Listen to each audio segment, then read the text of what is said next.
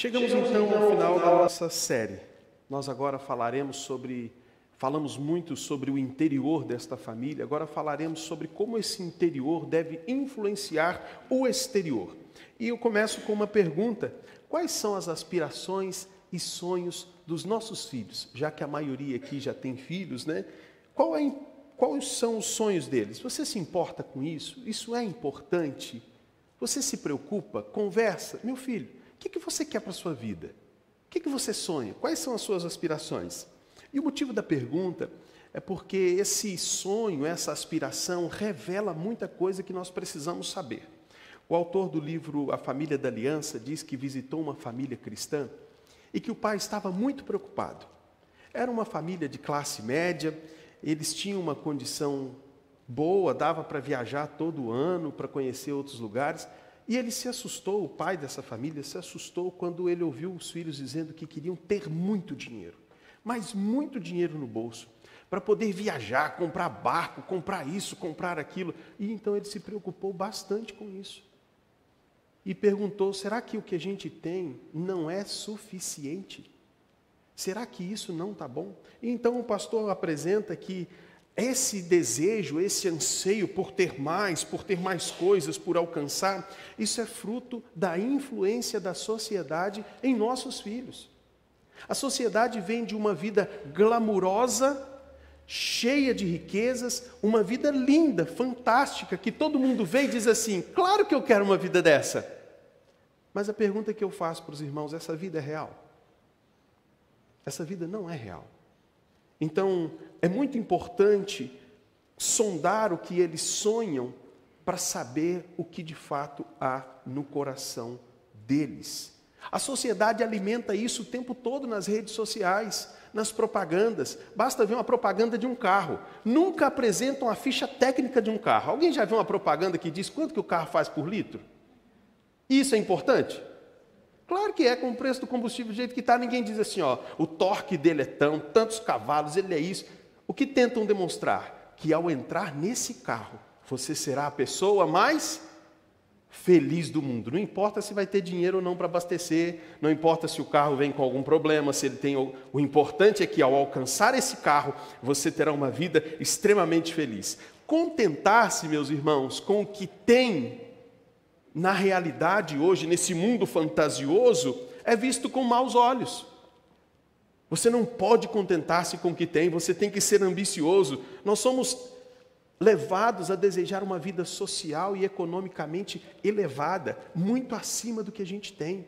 Uma vida cheia de carros, fama, dinheiro e uma liberdade sem limites. Não é assim? Consigo desenhar para você a realidade vendida hoje?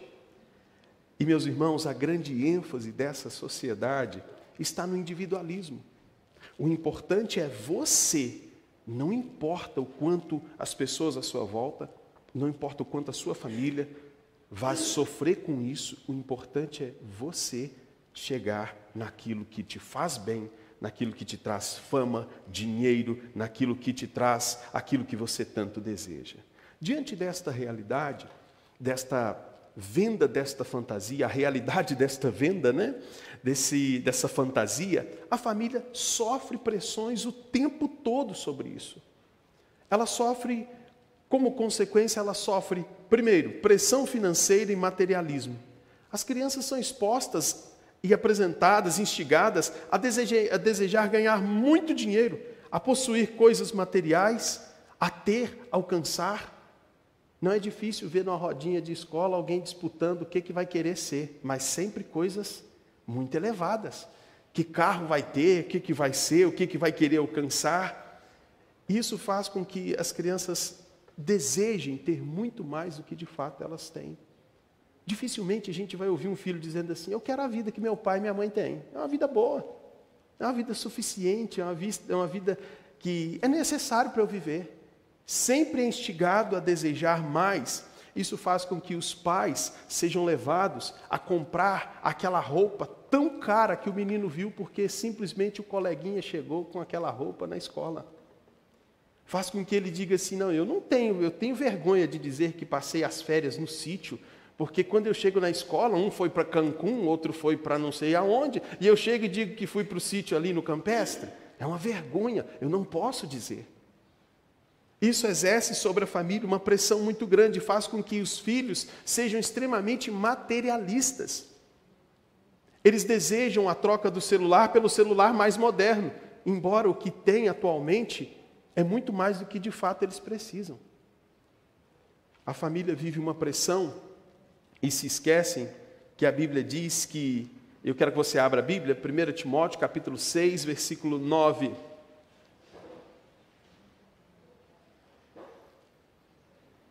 1 Timóteo 6, 9. Alguém pode ler para a gente, por favor?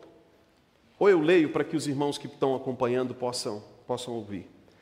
Mas os que querem ser ricos caem em tentação e em laço e em muitas concupiscências loucas e nocivas que submergem os homens na perdição e ruína.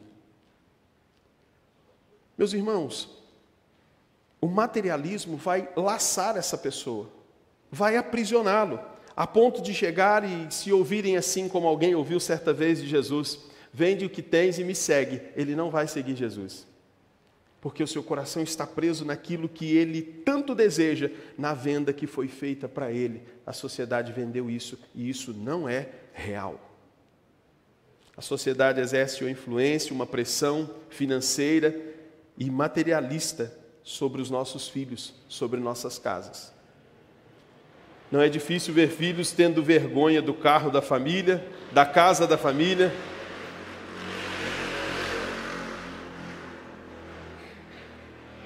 Mas não devem nunca ter inveja da moto da família.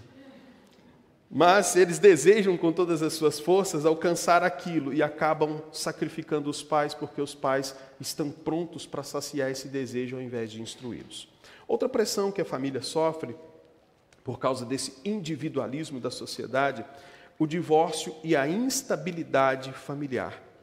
Gente, não sei se os irmãos mais velhos se lembram, mas parece que está aumentando o número de divórcios a cada dia. Me lembro que quando eu e Thalita nos casamos, na nossa época foi uma leva na igreja, sabe? Um tanto de gente que casou. Lembra, Thalita? Vários casais. Assim, de um mês para o outro, casou um tanto. E o que mais nos assusta é que quando a gente encontra, e fulano? Separou. Não, mas e o casal? Não, já era. Mas por quê? Não, um não gostou do outro. Pessoas que já estão no segundo, já caminhando para o terceiro, e a gente está na expectativa de receber o convite para o quarto. Porque o casamento se tornou algo descartável. O que vemos é falta de compromisso com os valores da família. A família tem sido devastada. O individualismo faz com que as pessoas digam assim: se ame primeiro. Se você não gostar de você, você não vai gostar de mais ninguém. E é isso que a Bíblia ensina. É isso que é casamento. Se preocupe primeiro com você. Se está bom para você, continue. Mas a partir do momento que não for mais vantajoso, diga tchau. E ainda dizem assim: não deu certo. Claro que deu certo por 2 anos. Mas não deu certo, a ideia não era 2 anos, não é um contrato que você determina quanto tempo. Para dar certo é até que a morte separe.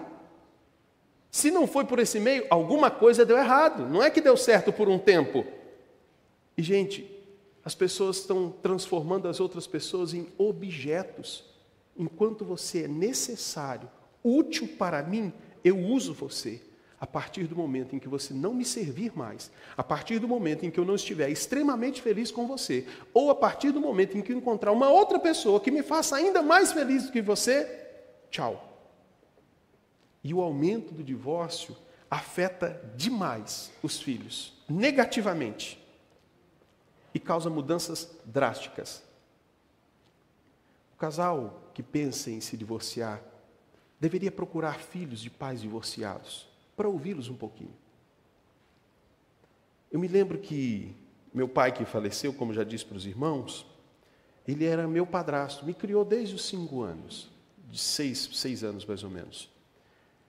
Minha mãe era separada do meu pai biológico. Gente, o que eu sofri? Eu ouvia na escola assim: E aí, vai escrever cartinha para o seu pai? Não, eu tinha que escrever para o meu avô. Porque eu não tinha pai. Mas Deus foi tão bom comigo que eu me agarrei a figuras importantes. Eu me lembro que eu não gostava de brincar com os meus primos, eu deixava de brincar para ficar muito agarrado ao meu avô. Eu passei a olhar para o meu avô e enxergar aquela figura que eu procurava em todo mundo e não encontrava. Encontrei no meu avô. Me lembro que depois que o meu avô faleceu, fiz isso em 2 tios meus. Me agarrei a eles. São pessoas por quem eu tenho um grande carinho. E quando meu pai chegou na nossa vida, o Gilmar, então me agarrei a ele com todas as minhas forças, porque um filho precisa dessa referência. Assim como o menino precisa dessa referência, a filha também precisa. E ele carece, esse rompimento é gravíssimo e traz consequências seríssimas para ele. Me lembro de ouvir meus filhos e meus primos dizendo assim: vocês não têm roupa e nem pai. Isso ainda acontece. Ah, aquele ali é seu pai? Não, não é não. Ué, cadê seu pai? É legal dizer isso? Não, meu pai ele vive em outro lugar, mora longe. Não é legal. E por mais que o pai e a mãe sejam pessoas que tenham algumas dificuldades, sabe o que o filho quer? Ele quer de verdade o pai e a mãe juntos. Esse é o sonho dele. Por que ele sente essa necessidade? Alguém sabe por quê? Segurança, mas principalmente porque foi assim que Deus criou. E da forma que Deus criou, traz segurança. Se a gente parar para conversar com filhos, que os pais se separaram e você apertar um pouquinho, sabe o que acontece? No final, a maioria vai desabar em lágrimas. É só apertar um pouco. Porque eles têm essa necessidade. O individualismo não só separa marido e mulher, arranca do pai o filho, arranca do filho o pai, arranca a mãe, cada um para o seu lado. É sempre uma escolha. Eu nunca posso usufruir das férias em família, ou é com um, ou é com o outro. Então, essa pressão desse individualismo que a sociedade exerce sobre a igreja faz com que o divórcio se torne relativo. E Gênesis capítulo 2, versículo 24. Por isso o homem deixa o seu pai e sua mãe para unir-se a uma mulher, e os dois se tornam uma só carne. Indagado acerca do divórcio, Jesus respondeu: não era assim no princípio. Não era para ser desse jeito. A família está se desfazendo. As pessoas estão abrindo mão daquilo que é principal para atender a sua necessidade de querer viver a vida do seu jeito e não para a sua família. Então vimos até agora que esse individualismo da sociedade exerce influência, fazendo pressão sobre a família de forma materialista, de forma financeira. Vimos também que exerce a pressão sobre a família, causando divórcio e instabilidade familiar. E agora veremos que essa pressão traz para igrejas, para a família, desafio relacionados à sexualidade. Meus irmãos, a imoralidade sexual, os desvios e as doenças também sexualmente transmissíveis representam um grande desafio para a família. Isso é um grande desafio para a nossa realidade. É necessário, portanto, ensinar sobre a pureza sexual e os riscos envolvidos. Eu quero ler com os irmãos 1 Coríntios, abra sua Bíblia, capítulo 6, versículos 19 a 20.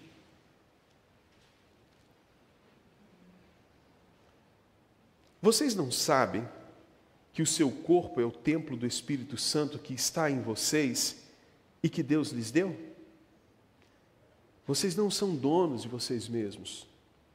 Portanto, glorifiquem a Deus com o vosso corpo. A máxima apresentada de que meu corpo, minhas regras, anula o princípio de que você não é dono de si mesmo. Anula a ideia de que você tem que prestar contas a alguém que criou você. Anula a ideia de que se você foi criado e foi por alguém, deverá prestar contas a esse alguém com o que fez com o seu corpo. O gnosticismo criava um dualismo. A alma é boa, o corpo é mau. Então, duas linhas agiam de formas diferentes. Um entregava o corpo, já que o corpo não serve para nada, vão entregá-lo à devassidão. Outros tentavam castigar o corpo, por criar essa separação. Nós só somos seres integrais, alma e corpo. Portanto, é tão importante a alma quanto o corpo. Lembre-se que aqueles que morrem, a alma já descansa no Senhor. Não dorme, tá? Ela já está no Senhor. E o corpo, por fim, ressuscitará. Porque Cristo morreu para salvar o homem, e o homem só é homem integral, corpo e alma. Portanto, o que se faz com o corpo, tanto com o seu quanto com o corpo do outro, é extremamente importante. E o que vemos, meus irmãos, e tem nos assustado bastante, é que cada vez mais a impureza sexual tem avançado, tem entrado nas casas, e o pior, tem entrado no coração dos filhos. É assustador ouvir crianças de 5 anos falando palavrões que um adulto não tem coragem de falar. Estão roubando a inocência desses meninos, dessas meninas. Crianças que o coração desde pequeno já está sendo tomado. E a família hoje tem que lidar com esta realidade. A família precisa encarar isso, não pode fechar os olhos como se nada estivesse acontecendo. Além disso, meus irmãos, existe a influência da mídia, que exerce uma pressão sobre a família. A mídia apresenta uma liberdade sem limite. Você pode fazer tudo o que você quiser. E apresenta também uma ostentação financeira que não é verdade. E eu quero perguntar para vocês, não sei se é só comigo, talvez com você também, você encontra dificuldade de escolher um bom filme e uma boa série para assistir com a sua família? Qual a grande dificuldade? Palavrão? Cenas de nudez? É ou não é, gente? Parece que assim, linguagem chula, cenas de nudez, parece que virou padrão para as produções. Se não for assim, parece que não vende. Olha a dificuldade que a gente tem. E sabe o que mais me assusta? Que vídeos curtos, com futilidades, alcançam milhões de visualizações e criam celebridades do inútil. Não é assim? Outro dia eu fiquei assustado. O camarada está com milhões de seguidores na internet porque ele faz desafios tipo comer pimenta, tantas gramas de pimenta que ele quase passa mal. Aí eu olho e penso, para que isso? Por que esse tanto de gente está seguindo esse camarada? A mídia está assediando os nossos filhos. De vez em quando, dê uma olhadinha. O que eles andam assistindo? Vai ver um videozinho de uma pessoa besta, falando um tanto de palavrão, ensinando para eles que aquela fama, as curtidas, os aplausos, é o máximo que uma pessoa deve alcançar. Aquilo é o ápice do sucesso. Nossos filhos, meus irmãos, são assediados o tempo todo. O tempo todo. Se você não tomar cuidado, eles estão dentro de casa, vindo para a igreja no domingo, mas o coração deles está cheio de tudo aquilo que é oferecido. Não sei você, mas é difícil ligar o rádio hoje para ouvir uma boa música. Ou no carro, você ligar ali e ouvir com o seu filho. Ele vai te fazer perguntas que você vai ficar constrangido. Fala, como é que eu explico isso agora? Me lembro que antigamente as músicas falavam de natureza, de amores. Hoje, linguagem chula, que trata o outro como um objeto. Nossos filhos, se não tomarmos cuidado, daqui a pouco estarão cantarolando isso dentro de casa. E o coração cheio de todas essas coisas. Mas a pergunta, a mídia de tudo é ruim? O que os irmãos acham? De forma alguma, de jeito nenhum. Na verdade, nós devemos usar a mídia e suas ferramentas na proclamação do Evangelho, na difusão dos princípios cristãos. É necessário, meus irmãos, nos valer de todos os meios. Basta ver o quanto a igreja presbiteriana tem crescido nos últimos anos através das redes sociais. E tenho conversado com outros colegas, tem acontecido de todos os lados. Sempre chega alguém dizendo assim: eu vim para a igreja presbiteriana depois de ouvir Hernandes Dias Lopes, depois eu fui ouvir Augusto Nicodemos, e por fim decidi procurar uma igreja presbiteriana. Aconteceu isso com alguém aqui? Aconteceu, não aconteceu? Aconteceu. Foi no Hernandes Dias Lopes, passou pelo Augusto Nicodemos, chegou num culto na IPB. Isso tem acontecido para vários lugares. Então a internet é ruim de tudo? Não, de forma alguma. Que privilégio, irmãos, nós temos hoje de ouvir palestras, fazermos cursos online, formação online. É uma bênção, é uma maravilha. Contudo, é necessário discernimento e censura.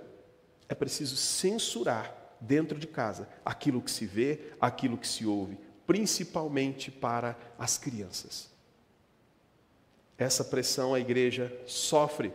1 Timóteo capítulo 5, versículo 8, ou capítulo 5, versículo 8, mas se alguém não cuida dos seus parentes, especialmente da sua própria família, negou a fé e é pior do que o descrente. Aqui é preciso pensar que nós devemos atentar para o nosso papel como pais de cuidar dos nossos parentes, cuidar da nossa casa. É necessário. Efésios capítulo 6, versículo 4. Pais, não irritem seus filhos, antes criem-os, segundo a instrução e o conselho do Senhor. Não é deixá-los, e aqui é necessário compreendermos que se nós tivermos filhos, é porque nós desejamos ser pais. Não é para pegar o filho, quando ele estiver muito chato, dar o celular na mão e falar assim: vai ver vídeo. Ou chegou alguém em casa, a gente quer conversar, a gente diz o quê? Vai ver vídeo. E tudo que a gente faz é: vai ver vídeo. A gente está dizendo assim: deixa a rede social dar um jeitinho nele para mim por um tempo. Ora, se não quer ter filho, se não quer ter trabalho, não tenha filhos. Isso faz parte. E detalhe, isso não é trabalho, isso é privilégio. Porque o dia que eles crescerem e forem embora, você vai lamentar tanto não ter mais essa oportunidade. Porque passa muito rápido, isso não é trabalho. A nossa missão é vivermos para a glória de Deus como marido e como pais, como esposas e como mães. Depois vem todas as outras coisas. Depois vem ganhar dinheiro, depois vem o sucesso profissional, depois vem todas as outras coisas. Mas nenhum sucesso fora de casa compensará o fracasso dentro dela. Meus irmãos, aqui a gente caminha então para fecharmos alguns desses pontos que exercem pressão sobre a família. Os desafios relacionados ao trabalho e à educação. Pirâmide financeira, esquema de pirâmide financeira. Há 30 anos atrás, alguém já ouviu falar sobre isso? Há 30 anos já tinha com essa febre que tem hoje? Hoje desmonta uma cai, tem mais 10 surgindo. Não é assim? Uma atrás da outra. Cursos para alcançar o 1º milhão. Está cheio na internet, curso para alcançar o 1º milhão. Como é que você vai fazer para ser rico? Como é que você vai fazer para comprar o carro dos sonhos? Propostas para ganhar esse dinheiro sem nenhum esforço. Surgem assim o tempo todo na internet. Alcance sucesso financeiro. Faça isso, faz aquilo. E eu me lembro do meu pai dizendo que quando a esmola é demais, o santo desconfia. Se é dinheiro fácil, cuidado. Se tem alguém vendendo um carro que na tabela está 35 e ele pediu 15, ele não te ama não, para poder te dar esse carro por 15 mil. Não é nenhum parente seu. Tem alguma coisa errada aí, gente? Tem. O problema é que tem um espertalhão querendo ganhar dinheiro.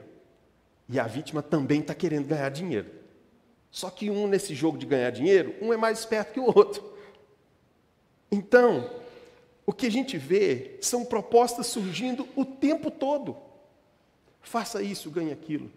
Aí faz aqueles eventos que a música é muito empolgante e todo mundo de pé e batendo palma. Tchá, tchá, tchá, tchá. No final, só querem ganhar o seu coração e o seu bolso. Sendo que o trabalho, o dinheiro vem do trabalho. vem do esforço. Não estou dizendo que pessoas que trabalham com a internet não tenham que empreender esforço, gente, não é isso. Mas eu estou dizendo que é preciso fazer do trabalho o seu meio de ganho e não usar de vantagens para alcançar dinheiro. A gente nunca viu tanta gente caindo em tanto golpe de pirâmide financeira como agora. Pessoas prometendo, essa história de bitcoins, prometendo juros que nem o mercado que está consolidado, estabelecido e firme consegue pagar. Apareceu um gênio fantástico dizendo que agora ele paga 25% de lucro. Aí você fica, meu Deus, que é isso? Está fazendo milagres. Não existe isso. Mas o que tudo isso expressa? O desprezo pelo trabalho, pelo labor, estudar, trabalhar, se formar, ir atrás, passar o aperto da primeira entrevista, encarar o chefe, ter que se submeter ali como estagiário e buscar uma oportunidade. Não foi assim com todo mundo aqui, gente? Foi assim com todo mundo. Foi assim com todo mundo. A gente teve que bater na porta, alguém teve que dar uma chance para a gente, alguém teve que indicar, alguém teve que ajudar. A gente foi aprendendo e fomos aperfeiçoando. Aí, de repente, o menino de 18 anos foi para a internet e está andando aí de Camaro. Ué, como assim? Como ganha esse dinheiro? Como isso tudo aconteceu? É preciso ensinar para os filhos que nada vem à toa. O que nós desejamos deve ser fruto do nosso trabalho, do nosso esforço, que o meio pelo qual o Senhor coloca o pão na nossa mesa é o nosso trabalho. Não é assim do nada. É preciso ensinar para os nossos filhos o valor do trabalho. Meu filho, é prazeroso trabalhar. Você precisa levantar, precisa ir trabalhar, você precisa encarar o trabalho, não como algo penoso, mas como um privilégio, poder ter uma profissão, poder ter um meio pelo qual você vai levar sustento para a sua casa, um meio pelo qual você vai alcançar os seus recursos financeiros e servir ao Senhor com eles, e vai glorificar o Senhor sendo um bom trabalhador também. Os pais precisam estar envolvidos nesse ensino. E como é que começa? Se nossos filhos têm 7 anos de idade, a primeira responsabilidade que eles têm é com a escola. Embora não sejam remunerados por isso, eles têm responsabilidades. Então a gente deve ensinar, peraí, você tem atividade escolar. Não, você não vai brincar agora. Você tem compromisso. Você tem responsabilidade. Não é o filho chegou, tem filho que chega em casa, conta tudo, a escola sempre está errada, o professor sempre está errado, mas o filho é sempre um anjo. Não entendeu que o filho tem um coração caído. Acredite nele, mas não acredite totalmente, não. Lembra que ninguém precisou ensinar os nossos filhos a enganarem, eles aprendem porque são nossos filhos. Então, ensine, olha, como é que está indo na escola? É responsabilidade sua. Como é que está indo no trabalho? Meu filho, você precisa se preparar, você precisa se dedicar ao estudo para que você possa ter uma profissão e, seja ela qual for, dedicar-se da melhor forma para glorificar a Deus. Meus irmãos, esses que mencionamos são apenas alguns dos desafios enfrentados pela família. Existem vários outros, isso dentro do contexto e da situação de cada família. A família precisa lidar com todas essas influências. É uma pressão muito grande? O que os irmãos acham? É muito grande. É muito grande. Diz não para o seu filho, que a primeira coisa que ele vai dizer é aquilo que nós também dizíamos. Mas todo mundo vai, todo mundo faz, todo mundo tem, e a gente precisa responder como minha mãe respondia. Você não é? Essa frase é clássica. Se não for a mãe não falar isso na vida, não é mãe. Ela precisa dizer, você não é todo mundo.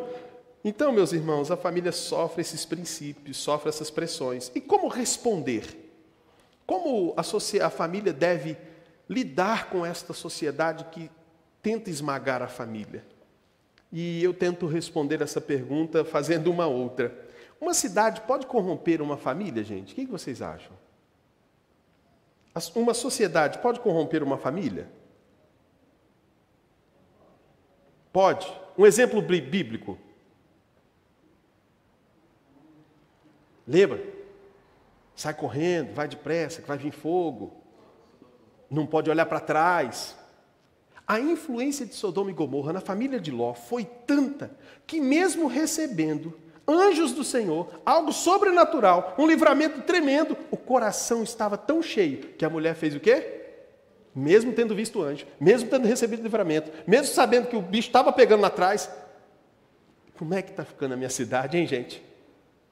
O coração se volta e ela fica. Mesmo vendo tudo isso, mesmo vendo o livramento, mesmo vendo o que aconteceu com a mãe, o que as filhas fizeram? Vamos embebedar o papai e vamos nos deitar com ele. A influência de Sodoma estava naquela família, que mesmo vendo tudo isso, ainda tinha Sodoma no coração. Então, uma sociedade pode sim corromper uma família. E a outra pergunta, famílias podem influenciar uma sociedade? Sim ou não? Vamos ler a Bíblia, então? Mateus capítulo 13, versículo 33.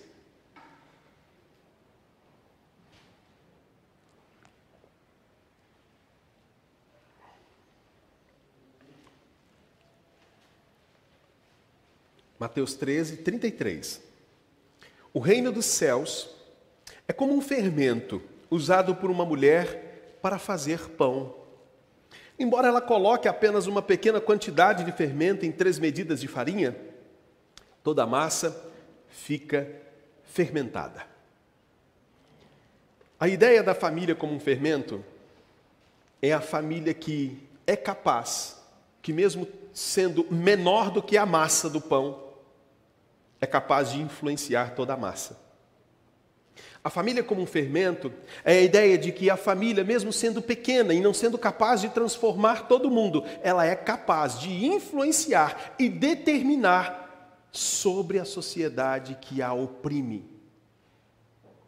O texto que lemos no início, que o pastor leu, Mateus capítulo 5, do 16 ao 15, mostra que nós temos esta missão de sermos a luz que mostra o caminho, que aponta. Nessa tarefa, meus irmãos, que temos de, como diz o breve catecismo, de vivermos para a glória de Deus e nele nos deleitarmos, esse é o nosso propósito, esse é o fim principal do homem. Além disso, nós temos a missão, e está dentro de glorificar a Deus, de sermos a luz, o farol. Você já andou na escuridão e viu uma luz lá no alto do morro? Você pode até não saber o caminho, não é? Mas você sabe onde é que você quer chegar. Aquela luz que não só indica o lugar, mas que também clareia o caminho para se chegar. O cristão é aquele que brilha, que é a referência nesse mundo que está em escuridão, ao passo que ele também é o sal, que preserva, que trabalha na detenção da putrefação, para que as coisas não piorem. Lembre-se, como é que estaria esse mundo sem a igreja, sem os crentes? Sem referência. Porque a igreja é aquela que sustenta a verdade, como ela é aquela que eleva a verdade. Ela é coluna, baluarte. E essa igreja é formada por quem? Por quem, gente? Famílias. Essas famílias, então, tornam a verdade conhecida. Essas famílias iluminam no meio das trevas. Estas famílias podem influenciar o meio em que elas estão. As famílias devem ser um exemplo, portanto, meus irmãos, de piedade, de conduta, tendo Cristo como seu modelo, como seu exemplo. Lembre-se que Cristo veio ao mundo e o impactou de uma forma definitiva e inegável. Até aqueles que não creem em Jesus precisam reconhecer que, de certa forma, ele dividiu o mundo, ele dividiu a história, ele causou um impacto. No contexto em que essas famílias estão, elas devem influenciar, ensinar habilidades importantes aos filhos, exercer piedade, misericórdia, fazer as coisas para a glória de Deus, rejeitar outras coisas, se opor às coisas que contrariam a palavra de Deus. A partir de nossas casas para a sociedade. Como ela pode fazer isso? Alguém sugere uma prática da família que pode influenciar a sociedade? Algo prático. Talita. Alguma coisa prática, Talita, que essa família possa fazer para influenciar a sociedade.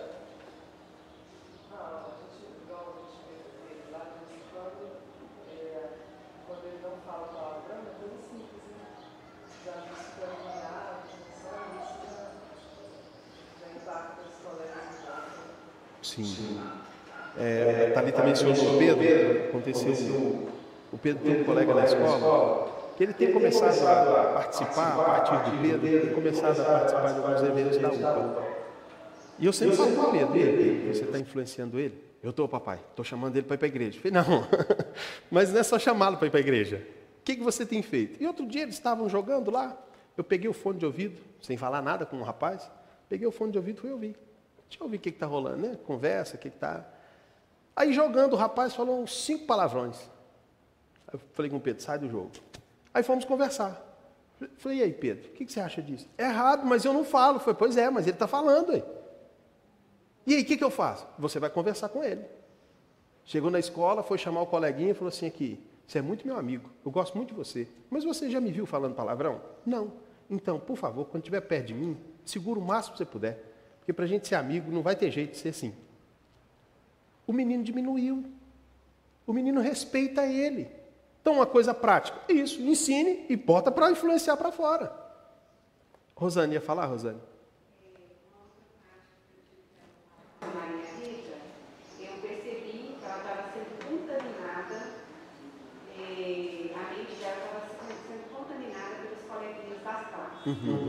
Da pior forma possível. Agora, todos os dias, antes dela entrar na escola, eu oro por ela e por eles, e ela ora por eles. E aí, eu percebi que isso diminuiu demais a influência que ela estava recebendo negativa, sabe? E agora ela ora para Deus converter os colegas dela, para ter misericórdia dela. Então, adotamos essa prática, a gente estava tendo muito desconforto na escola, na sala dela, e aí, a partir do momento que nós adotamos essa prática juntas, diminuiu, assim, mais de 70%. Ficando de uma forma insustentável, sabe? Exato. E isso, irmãos, não pode ser, é preciso ter muito cuidado, porque não pode ser um conjunto de regras meramente morais. Sim, Rosa.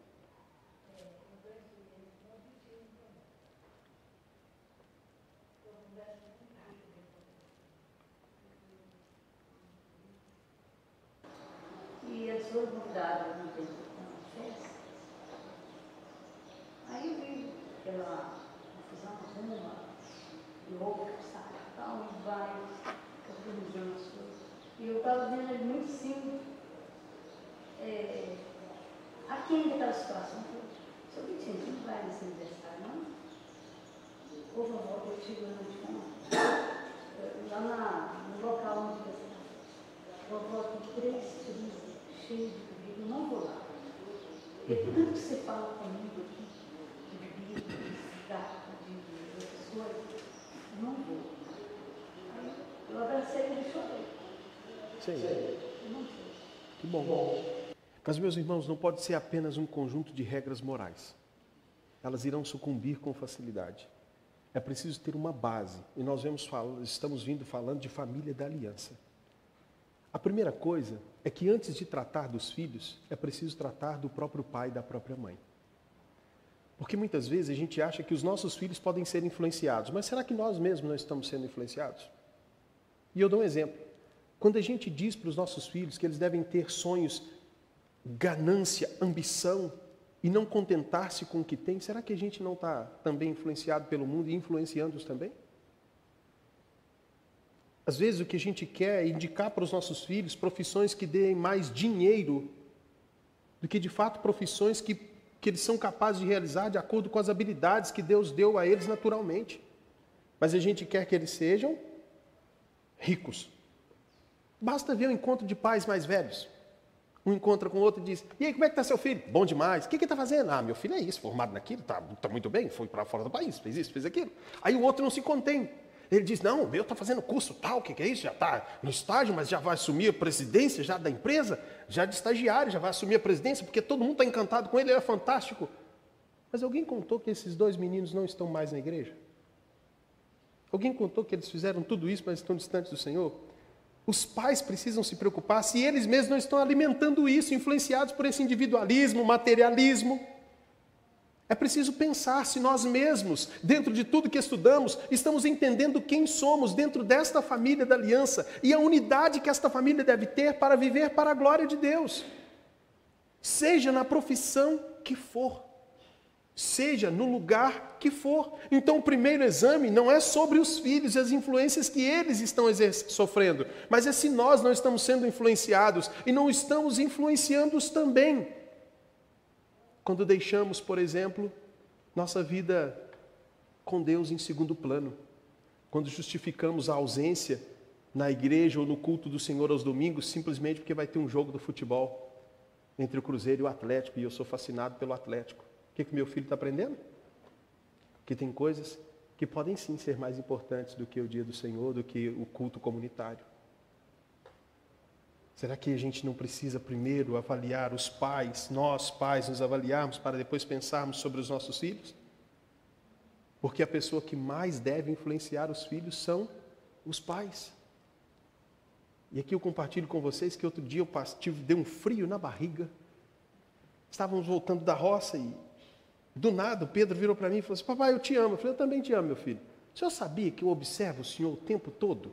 Sabe quando dá um frio assim na barriga, você arrepia, você fala: meu Deus. Eu sei, mas quando você escuta, você assusta.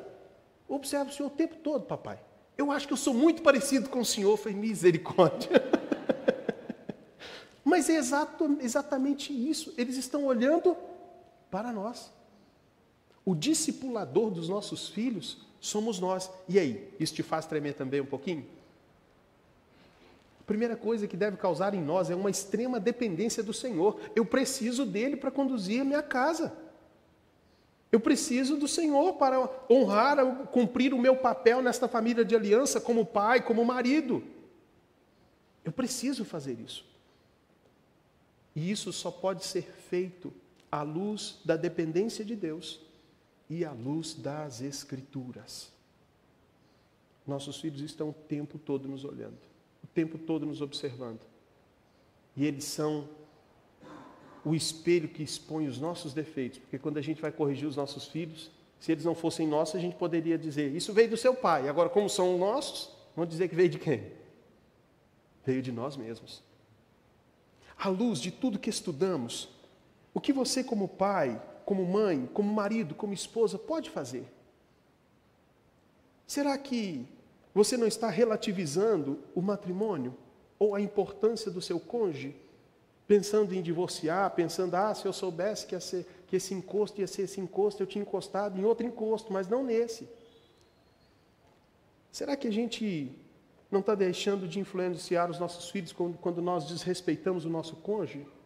Será que o desprezo pelo casamento não está começando dentro das nossas casas, quando a gente é rude com a esposa? Aí a filha olha e diz assim: isso aí é casamento? Quero não. Quando a gente grita com a esposa e o marido diz assim, e o filho olha e diz: então quer dizer que eu posso fazer isso, né? Beleza, fechou. Isso aí é ser homem. A análise começa primeiro em nós. E a nós compete o corar de vergonha e voltarmos para o Senhor. Ao término desse estudo, eu não quero que a gente avalie lá fora como se tudo aqui dentro estivesse bem, mas quero que ao avaliar lá fora, a gente diga: Senhor, tenha misericórdia de mim mesmo. Nós precisamos, meus irmãos, começar de dentro para alcançar lá fora. Então, ao término desse estudo, será que você tem sido influenciado? Até que ponto? Quanto tempo você fica com futilidades, com coisas bobas, ao invés de dedicar-se às coisas que realmente importam? Quanto tempo você deixa de conversar, de bater um papo, de compartilhar, de falar: olha, eu estava pensando nesse texto, olha, eu me lembrei daquele texto, olha, eu me lembrei disso, de instruir, de conversar. Porque não vai adiantar falar se os filhos não tiverem um ambiente, lembrando da aula da semana passada, que seja um ambiente da família da aliança. A partir daí, nós vamos influenciar a sociedade no meio em que os pais estão, no trabalho, na sociedade, e os filhos serão lançados para influenciar também a geração que nós não poderemos influenciar. Porque nós vamos até um certo ponto. Quando chegar no ponto que não dá para ir mais, a gente vai lançar esses meninos como uma flecha para a próxima geração, para que eles influenciem e assim sejam luz, que sejam aqueles que mostram o caminho, que servem como referência, e também aqueles que refreiam a maldade. com uma vida que glorifique o Senhor o tempo todo.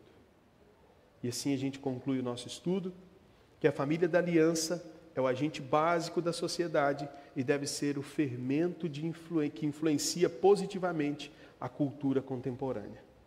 Os pais têm um papel fundamental, ensinam o menino no caminho que deve andar. Deve modelar valores e princípios para seus filhos, tanto espiritual quanto social e cultural. Eles devem ser exemplos de amor, disciplina, trabalho e responsabilidade, transmitindo a importância de uma vida familiar saudável e de seguir os mandamentos do Senhor. Além disso, é necessário ter discernimento na utilização dos meios de comunicação, instruindo as crianças sobre a influência negativa que eles podem trazer. A família da aliança deve ser uma luz para a sociedade, mostrando o amor de Cristo e vivendo de acordo com seus princípios em todas as áreas da vida. Sim, senhor Adão.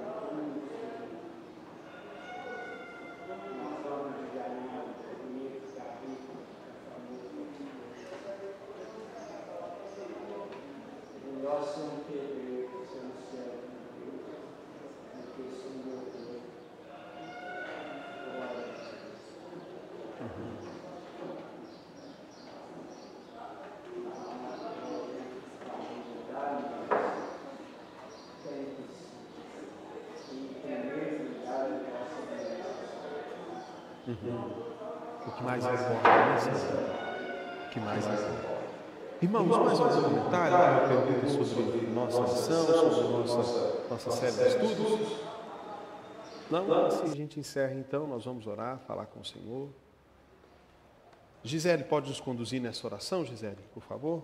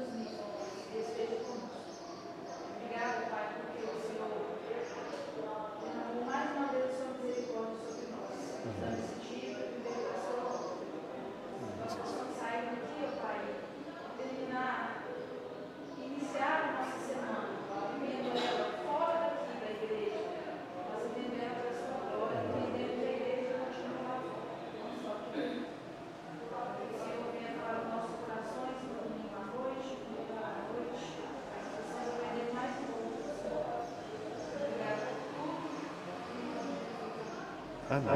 Graças a Deus. Meus irmãos, que o Senhor nos abençoe, que tenhamos todos um bom domingo e até logo mais à noite no culto solene.